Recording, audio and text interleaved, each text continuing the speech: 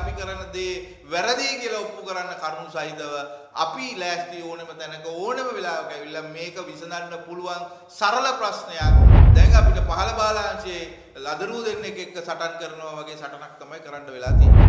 අපි අභියෝග කරනවා ඔය දේශපාලනිකව නලින්ද ජයතිස්සගේ ගොඩේ ඉන්න සංගමේ ප්‍රශ්නේ විසඳලා පෙන්නන්න. අත්උස්සලා යටත් වෙලා සාකච්ඡාවට එන්න කිව්වහම වුන් සාකච්ඡාවට ගිහිල්ලා තියෙනවා. එතකොට ඔවුන්ගේ ප්‍රශ්නය විසඳලා නැහැ. එතකොට දැන් මේක රජයෙන් කියනවා මේක මේ දේශපාලනික හේතුවක් මත තමයි කරන්නේ නැත්නම් කිසිම එක සාධාරණත්වයක් නැහැ කියන එක. ඔබතුමා ඒක පිළිගන්නවද? දේශපාලන ගැටලුවක් නම් මේක අපි රජයට කියන්නේ අර රජය දෑත් උස්සලා යටත් වෙලා આવොත් සාකච්ඡාවක් දෙනවා කියලා කිව්ව වෙලාවේ රජයට හිතවත් වෘත්තීය සමිතියක් ඒ වෘත්තීය සමිතියට තමයි 100% මේ ප්‍රශ්නය තියෙන්නේ. ඒ වෘත්තීය සමිතිය හින්දා තමයි මේ උපාධිධාරීන් බඳවා ගැනීමේ ක්‍රියාවලියේ මූලික ප්‍රශ්නය ඇති වෙලා තියෙන්නේ. එතකොට ඔවුන් 100%ක් රජයේ වෘත්තීය සමිතියක් විදිහට ක්‍රියාත්මක වෙලා තියෙනවා. ඒ වගේම අත්උස්සලා යටත් වෙලා සාකච්ඡාවට එන්න කිව්වහම ඔවුන් සාකච්ඡාවට ගිහිල්ලා තියෙනවා. එතකොට ඔවුන්ගේ ප්‍රශ්නය විසඳලා නැහැ.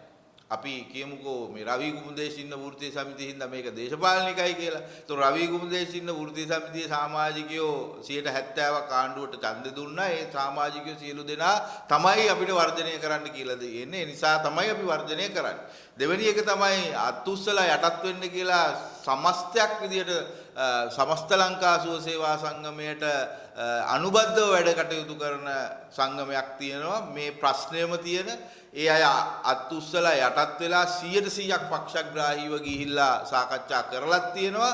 හැබැයි ප්‍රතිඵලයක් නැහැ. ඉතින් අපි කියන්නේ මේක දේශපාලනිකයි කියලා නලින්ද ජයතිස්ස ඇමතිවරයා කියනවා නම් අපි අභියෝග කරනවා ඔය දේශපාලනිකව නලින්ද ජයතිස්සගේ ගොඩේ ඉන්න සංගමේ ප්‍රශ්නේ විසඳලා පෙන්නන්න. ඒක විසඳලා පෙන්නනවා නම් අපිට පුළුවන් අපේ ප්‍රශ්නේ විසඳා ගන්න. ඒ නිසා නලින්ද ජයතිස්ස නැතුව හරි ඒ නිසා ඒ කතාව 100%ක් බොරු. මේ ක්‍රියාවලිය ඇතුලේ ජයතිස්ස ඇමතිවරයා කරන්නේ දේශපාලනය. ඉතින් අපි කියන්නේ මේක ඇතුලේ දේශපාලනය කරන්න එපා. මෙතන ප්‍රශ්නයක් තියෙනවා. ඒ සාකච්ඡාව කරලා පුළුවන් නම් මේක දේශපාලනිකයි කියලා කියන්න. අපි අභියෝග කරනවා නලින්ද ජයතිස්සට පුළුවන් නම් ප්‍රසිද්ධ වේදිකාවට එන්න. ප්‍රසිද්ධ මාධ්‍යයකට ඇවිල්ලා මේක දේශපාලන ප්‍රශ්නයක් කියලා ඔප්පු කරන්න. මොකද ජයතිස්ස ඇමතිවරයා කියන්නේ හොඳ කතාකාරයෙක්. ආණ්ඩුවේ ඉන්න හොඳම කතාකාරයනේ.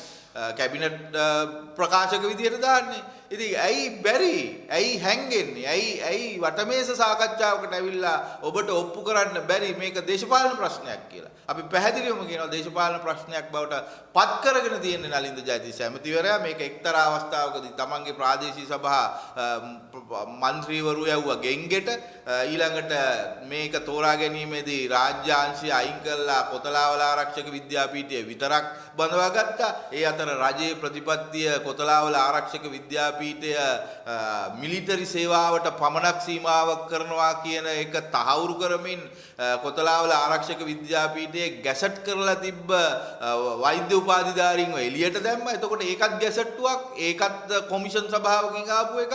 ඒ ගැසට් එක තප්පර 10කින් එළියට දාන්න පුළුවන් වුණා මේ රජයට. එතකොට මේ ගැසට් එක මාර ප්‍රශ්නයක් PSC එකෙන් ආව එකක් වෙනස් කරන්න බැරි එකක් රජයේ ප්‍රතිපත්තියක් කියලා කියන්න බෑ. එතකොට රජයම අනුගමනය කරනවා කොතලාවල ආරක්ෂක විද්‍යාපීඨය සීමා වෙන්න ඕනේ මිලිටරි සර්විස් එකට විතරයි කියලා. එතකොට ඒකේ උපාධිධාරීන්ව ඉවත් කළා තියෙනවා වෛද්‍ය උපාධිධාරීන්. දැන් නලින්ද ජයතිස්ස කොහොමද මේ දෙබිඩි ස්වරූපයෙන් සමසෞඛ්‍ය සේවාවට එනකොට කොතලාවල ආරක්ෂක විද්‍යාපීඨයේ අය විතරක් ගන්න. එතකොට ඒ අයව නැතුව අපි කල්පනා කරොත් මෙතන විභාගයක් ලැබීමේ කිසිම උවමනාවක් නැහැ.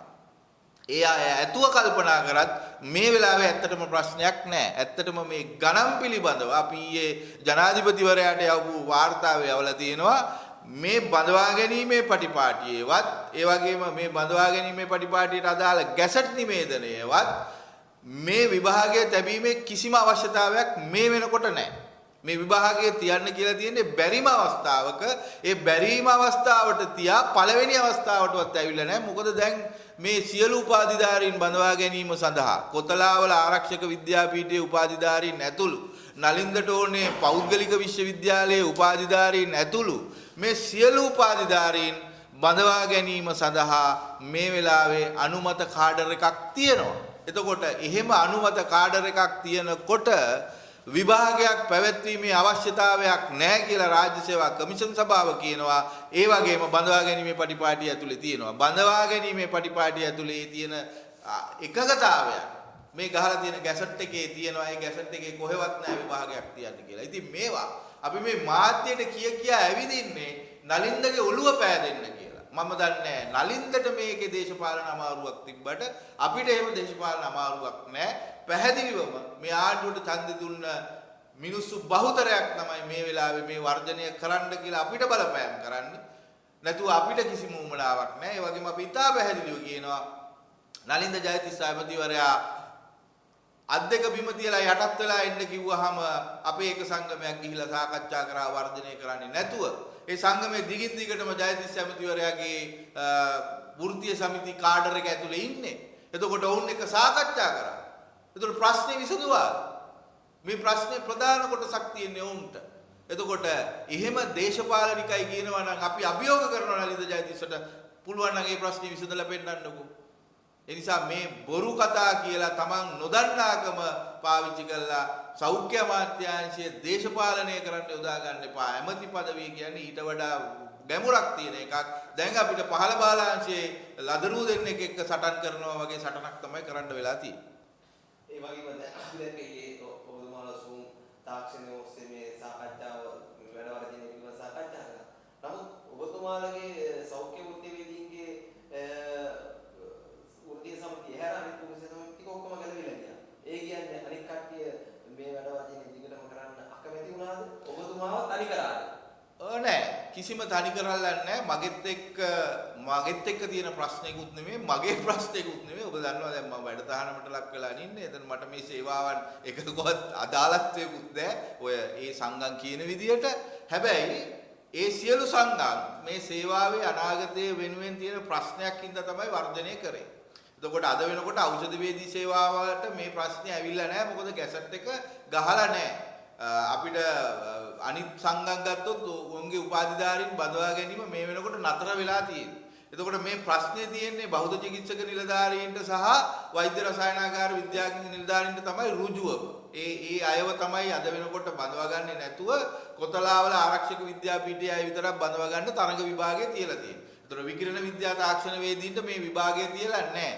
මොකද විභාගේ තියලා නැත්තේ ඔවුන්ට අවශ්‍ය කාඩර් එක තියෙනවා කියලා. ඒතකොට ප්‍රශ්නය අදාළ වෙන්නේ පාර්ශව දෙකකට විතරයි.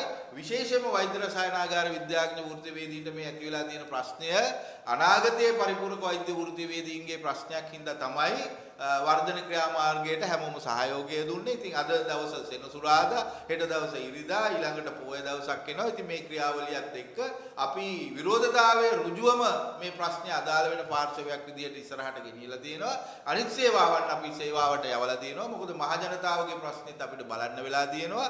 මේ බාලාංශ පන්තියේ ළමයි දෙන්නෙක් එක්ක කරන මේ සටන ඇතුලේ ඒ වගකීම සෞඛ්‍ය අමාත්‍යාංශය ගන්නෙ නැහැ කියලා අපිට ඉතා පැහැදිලි. සෞඛ්‍ය ලේකම්වරයා අඩු ගානේ බාලාංශ පන්තියෙන් මෙහාට එන්න ඕනේ.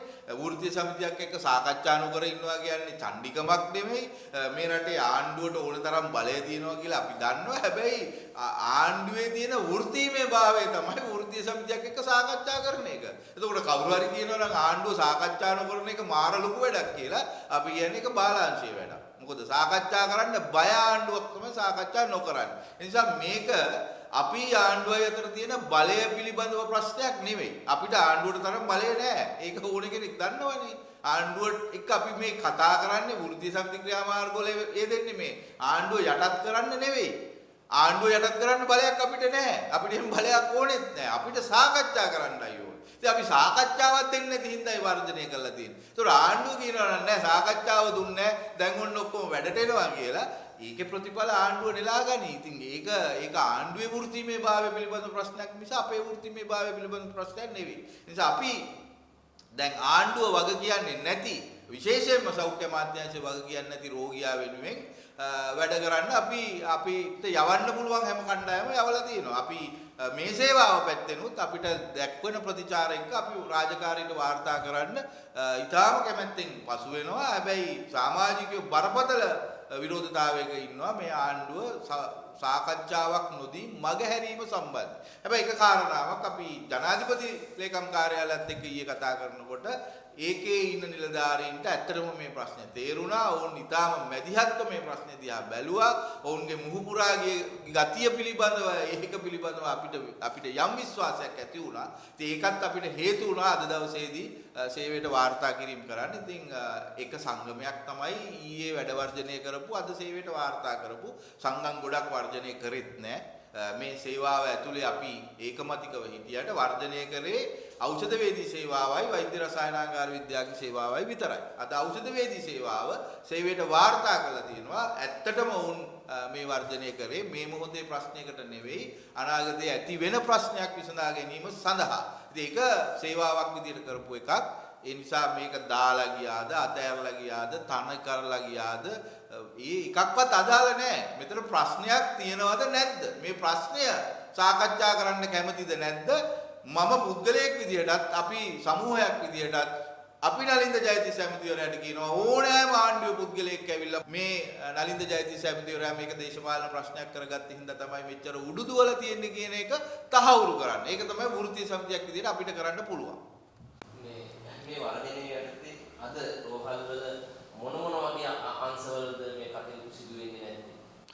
ඊයේ දවසේදී අපිත් එක්ක වර්ජනයේ යෙදිලා හිටපු ඖෂධ වේදී සේවාව අද සේවයට වාර්තා කරලා තියෙනවා. ඒ නිසා ඖෂධ වේදීන්ගේ කාර්යභාරයන් අද දවසේදී සිද්ධ වෙනවා. එතකොට ඊයේ දවසේදී මේ වර්ජනය සඳහා සහභාගී වුණේ ඖෂධ වේදී සේවාව සහ වෛද්‍ය රසායනාගාර විද්‍යාඥ සේවාව.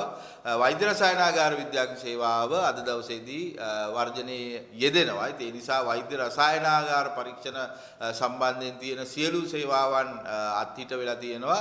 නමුත් හදිසි අත්‍යවශ්‍ය සේවාවන් සිදු කරනවා. ඒ වගේම අපි වර්ජනයෙන් ඉවත් කළ තිබ්බ රෝහල් ඒ ආකාරයෙන්ම අද දවසේදී වැඩ කරනවා. ඉතින් අද දවසේදී සේවාවක් විදිහට අපෙන් නොලැබෙන්නේ වෛද්‍ය රසායනාගාර විද්‍යාඥ සේවාවන් විතරයි. අනිත් සේවාවන් සියල්ල අපි ලබා දෙනවා.